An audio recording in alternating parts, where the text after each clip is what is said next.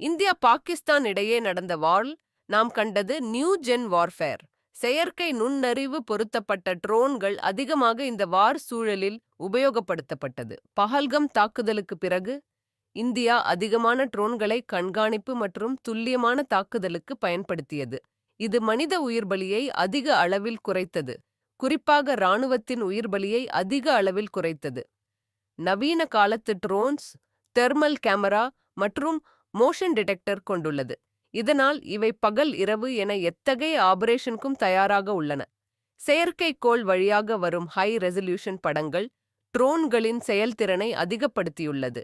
Heat signatures, slight aerial movement என வரும் எவ்வித ரகசிய நடமாட்டங்களையும் எளிதில் மனித கண்களுக்கு முன் இவை கண்டுபிடித்து விடுகின்றன.